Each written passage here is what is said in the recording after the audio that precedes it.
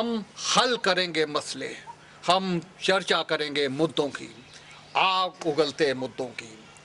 देखिए प्रतिदिन रात 11 बजे अपने लोकप्रिय चैनल आई विटनेस पर बिग बुलेटिन, मेरे यानी अनिल वर्मा शेखर के साथ।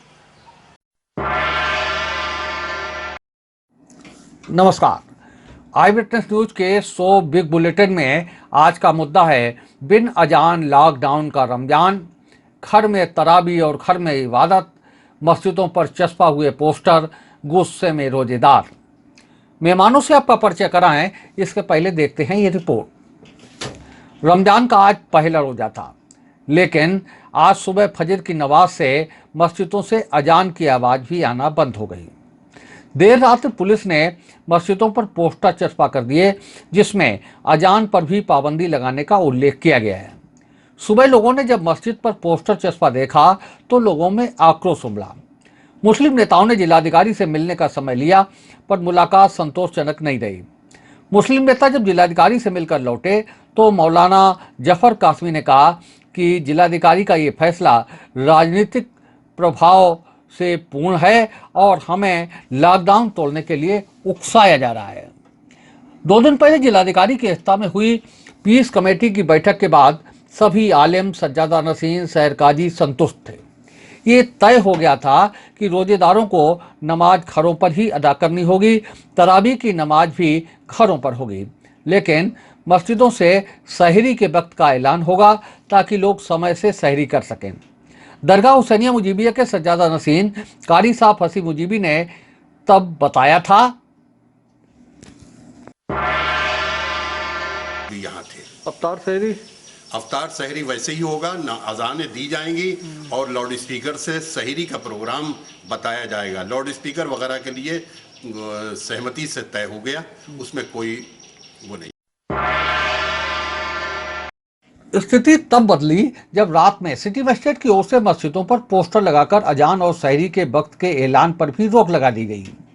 कई प्रमुख मुस्लिम नेता जिलाधिकारी से मिलने पहुंचे, लेकिन जिलाधिकारी मानवेंद्र सिंह ने स्थिति स्पष्ट कर दी कि ये पहले ही साफ किया जा चुका है कि रमजान के सारे कार्यक्रम घरों पर ही सोशल डिस्टेंस का पालन करते हुए संपन्न कराने होंगे।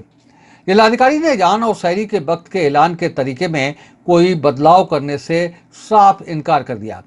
इसके बाद मौलाना जफर कासमी और सभासद अनवर सिद्दीकी ने जो कुछ कहा, हम उसे सीधे आपको सुनवाएंगे और उसके बाद चर्चा से जोड़ेंगे। चर्चा में आज भाग ले रहे हैं समाजवादी पार्टी के जिलाध्यक्ष नदीम फारूकी, युवक कांग्रेस के जिलाध्यक्ष शुभम तिवारी, भाजपा के वरिष्ठ नेता सत्यपाल सिंह को भी हमने आमंत्रित किया था, पर तकनीकी कारणों से फिलहाल वो अभी हमसे नहीं जुड़ पाए हैं। तो आइए देखते हैं, शामिल होते हैं आज की इस चर्चा में बिन अजान लॉकडाउन का रमजान।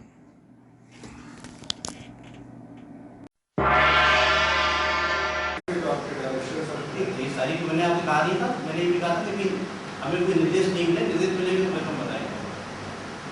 जब तक कोई हमारा निर्देश नहीं आए हम से भी ये पूछ रहा हूँ अपने ज़िला मजिस्ट्रेट महोदय से कि अजान से और कोविड-19 का कोई लॉजिक या संबंध है जो अजान पर जो है उन्होंने बैन किया है और किसी भी आदेश के ऊपर से दिखाने से इनकार कर दिया है। मैं ये समझता हूँ कहीं ना कहीं ये हमारे समाज को उकसाया जा रहा है ताकि हम रमज़ान के उपलक्ष्य में जो शांतिपूर्ण तरीके से सेंट्रल गवर्नमेंट और प्रदेश गवर्नमेंट की जो हिदायत मानते चले आ रहे हैं, अब हम लॉकडाउन को तोड़ें और फिर हमको टारगेट किया जाए। मुझे तो ये उकसाने वाली कार्रवाई लगी। चर्चा शुरू करते हैं। आज रमजान शुरू हो गए हैं, आज पहला रोजा है, मुसलमानों ने पहला रोजा रखा है और इस बार चूंकि लॉकडाउन लागू है इसलिए रोजा, रमजान, अफ्तार, सहरी, नमाज सारी चीजें घरों पर हो रही हैं। आज प्रशासन ने भी कुछ सख्त कदम उठाए हैं और खासतौर से मस्जिदों में जो गतिविधियां रहती थी, जो मस्जिदें गुलजार रहती थी आमतौर पर रमजान में, वो इस बार नहीं दिख रही हैं। मस्जिदें बंद हैं काफी समय से, जब से लॉकडाउन लागू हुआ है, और अभी तक अजान हो रही थी मस्जिदों से, लेकिन रात से मस्जिदों में अजान की आवाजें भी बंद हो गई हैं। रात में पोस्टर लगाए गए हैं सारी मस्जिदों में कि कोई गतिविधियां रमजान से संबंधित मस्जिदों में नहीं होंगी। इसको लेकर के संबंधित लोगों में जो रोजेदार हैं उनमें आक्रोश भी है। लोग डीएम से मिले हैं, लेकिन डीएम ने कोई बात सुनने से इनकार किया है। जो प्रशासनिक व्यवस्थाएं हैं उनमें ही बने रहने की बात कही है। तो इन सारी चीजों के बीच में रमजान शुरू हो रहा है। हम सपा जिलाध्यक्ष नदीम फारूकी साहब हमारे बीच में हैं और वो कांग्रेस के जिलाध्यक्ष शुभम तिवारी भी हमारे बीच जुड़ेंगे। हम उनसे बात करेंगे और जानेंगे कि जो बदली हुई परिस्थितियों में रमजान इस बार हो रहा है, सारी गतिविधियां घरों पर हो रही हैं। लोगों ने आज पहले रोजे का अफ्तार घर पर किया है, नमाज घर पर पढ़ी है, सारा दिन बच्चों के साथ गुजारा है, इबादत की है तो बच्चों के साथ और परिवार के साथ में। तो जो प्रशासन ने पाबंदियां लगाई हैं वो कहाँ तक उचित हैं? क्या इनमें कुछ गुंजाइश बनी रहनी चाहिए थी ताकि जो रमजान का अपना असली महत्व है वो बना रहता, या जो लोग मांग कर रहे हैं वो लॉकडाउन और उन सारी व्यवस्थाओं को देखते हुए गलत है?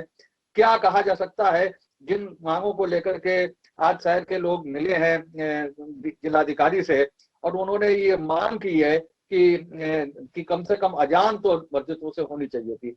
नदीम फारूकी साहब, क्या होना चाहिए? देखिए, पिछले 1 महीने से देश में लॉकडाउन चल रहा है और इस ड्यूरेशन में जब मस्जिद में नमाज की बात आई थी तो बीच का एक रास्ता ये निकाल लिया गया था कि मस्जिद में अजान होगी और कुछ लोग नमाज पढ़ेंगे, बाकी लोग घर पर पढ़ेंगे। इस बात को मुस्लिम समाज के लोगों ने भी तस्लीम कर लिया था और उसको बराबर फॉलो कर रहे थे। ये 3-4 लोग नमाज पढ़ते थे और बाकी लोग घरों पर पढ़ रहे थे। इस बीच में ही रमजान शरीफ आ गए। अब रमजान में तादाद मुस्लिम की नमाज में मस्जिद में पढ़ने की बढ़ती है और एक खास नमाज शाम को तरावी की होती है जो सिर्फ रमजान में ही होती है। अब इस स्थिति पे भी हम लोग ये तैयार थे और मुस्लिम समाज तैयार था कि हम लोग कम गैदरिंग के साथ नमाज अदा करते रहेंगे, लेकिन मैं देख रहा हूँ अकेले फरकाबाद में ये एक हिटलर शाही आदेश जारी हुआ है कि कोई अजान नहीं होगी और नमाज नहीं होगी। तो इसको किस रूप में माना जाए? हमें तो इसके पीछे सिर्फ साफ बात ये दिख रही है कि कोरोना के नाम पर भारतीय जनता पार्टी मुसलमानों को उनके धार्मिक अधिकारों से वंचित करने पर तुली हुई है। मतलब आप ये कह रहे हैं कि जो मौलाना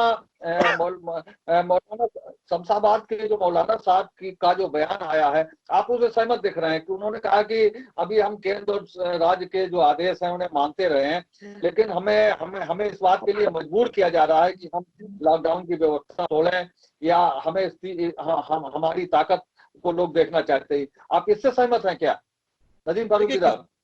सहमति असहमति की बात नहीं है, ये तो एक जनरल सी बात है कि जब भाई हम नमाज, हमें क्यों आप किस ग्राउंड पर हमें रोकेंगे? अजान जो है वो नमाज से पहले की प्रेयर के लिए पहले लोगों को सूचित करने के लिए एक व्यवस्था है, एक धार्मिक व्यवस्था है, और उस अजान जब नहीं होगी तो फिर नमाज कैसे होगी?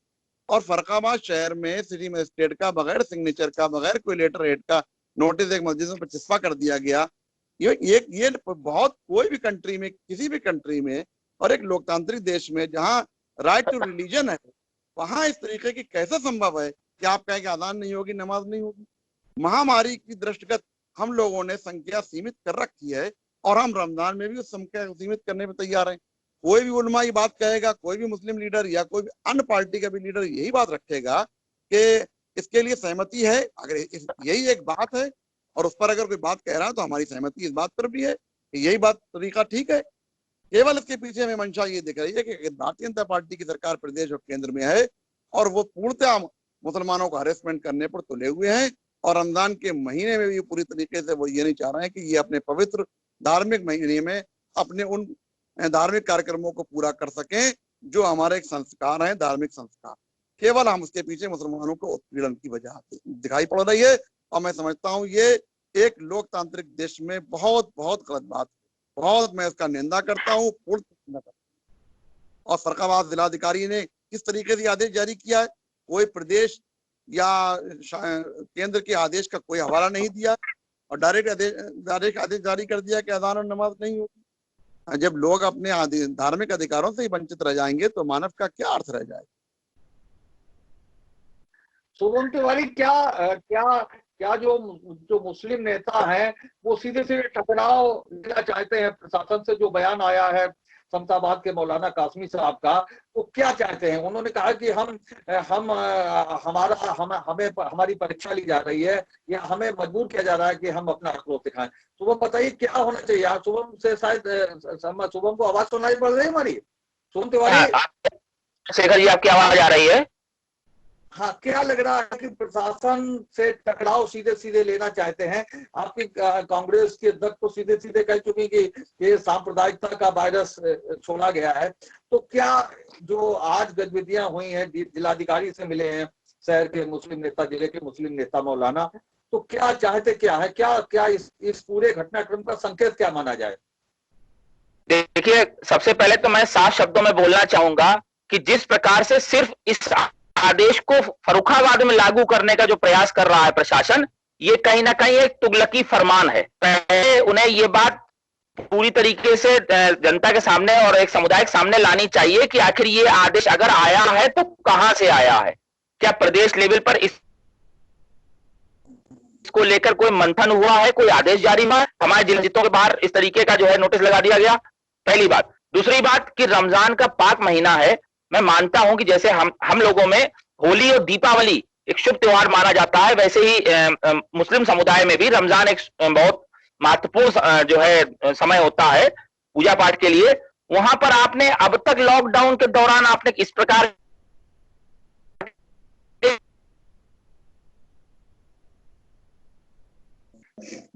हाँ, वहाँ कुछ तकनीकी कारण है।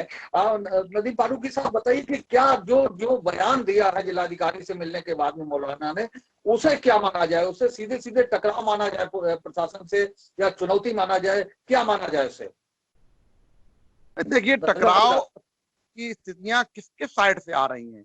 अगर टकराव और चुनौती की वाली बात नहीं है, हमें अपने अधिकारों की प्रयास कर रहे हैं। हम अधिकारों के लिए हम अपने अधिकारों के लिए बात करेंगे और ये धार्मिक अधिकार की बात है और धार्मिक आजादी की बात है। इसमें एक जिलाधिकारी बहुत छोटे लेवल पर इस तरीके का निर्णय नहीं ले सकते हैं। और अगर इसमें कोई टकराव की स्थिति वो समझते हैं तो हम अपनी बात तो रखेंगे, हम खड़े होंगे। और अगर कोई लोग समझते हैं हमें टकराना पड़ेगा तो हम टकराने के लिए भी तैयार रहेंगे।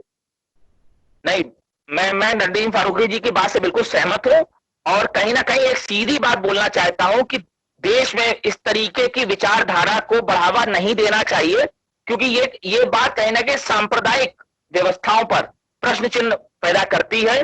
और जो जिस हिसाब से आज ये कार्रवाई करी जा रही है, नो डाउट जो भविष्य दिख रहा है तनावपूर्ण स्थिति बनेगी और जिसके लिए प्रशासन स्वयं जिम्मेदार होगा। आप बात करिए, आप उनकी भावनाओं को समझिए, क्या इसका वैकल्पिक उपाय हो सकता है उसे अपनाइए, लेकिन ये कोई तरीका नहीं हुआ है मेरी समझ में, जो मेरा अपना मत है। उम्मीद है आपको हमारा ये वीडियो, ये खबर पसंद आई होगी। आप इसे लाइक करिए, अपने दोस्तों के साथ शेयर करिए और हमारे चैनल को सब्सक्राइब करिए। साथ ही पास में बना घंटी वाला आइकन जरूर दबा दीजिए ताकि आप हमारी नई खबरों से निरंतर अपडेट होते रहें। यही निवेदन आपसे है।